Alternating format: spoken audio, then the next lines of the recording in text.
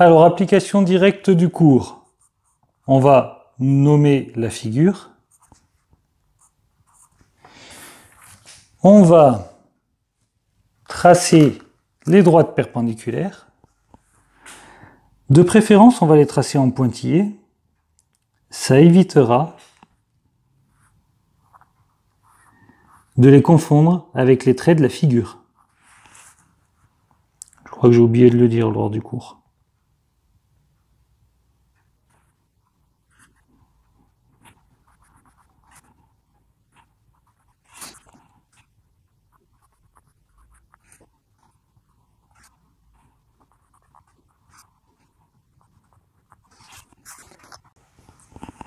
Une fois qu'on a tracé toutes les droites perpendiculaires,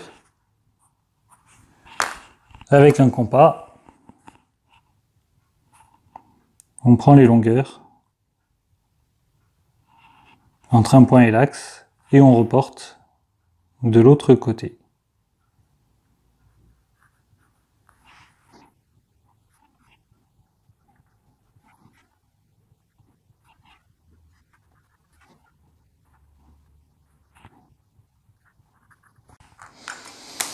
Alors, le point A, c'est le point A', D, D', B,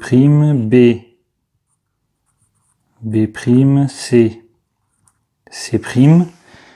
A, il est relié à B, qui est relié à C, qui est relié à D. Donc A', il sera relié à B', qui sera relié à C', qui sera relié à D'. Il sera relié à A'.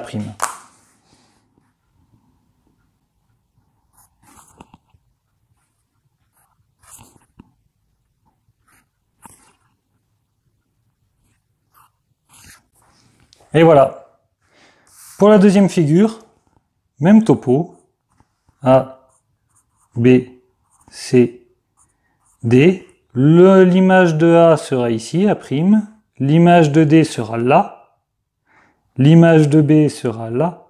L'image de C sera là. Donc,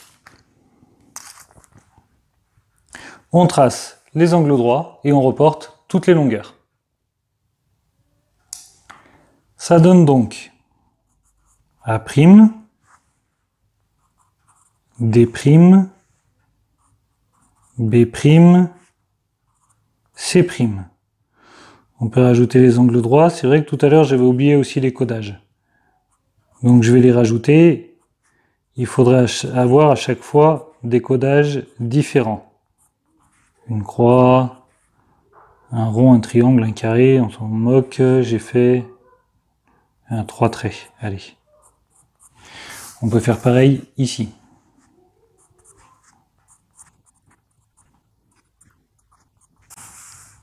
Voilà. A est relié avec D, donc A' sera relié avec D'.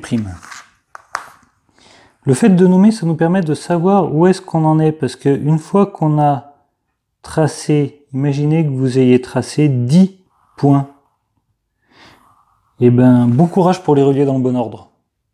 Mais s'ils sont nommés, on sait où on en est. A il est relié à B, donc A' il sera relié à B'.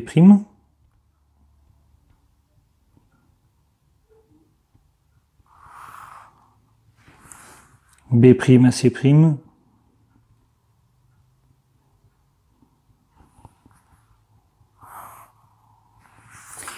Et C' à D'.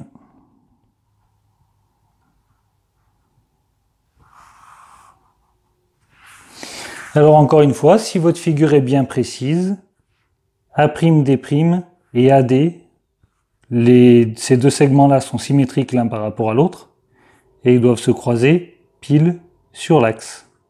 Pareil pour C', D' et CD, qui se croisent sur l'axe de symétrie.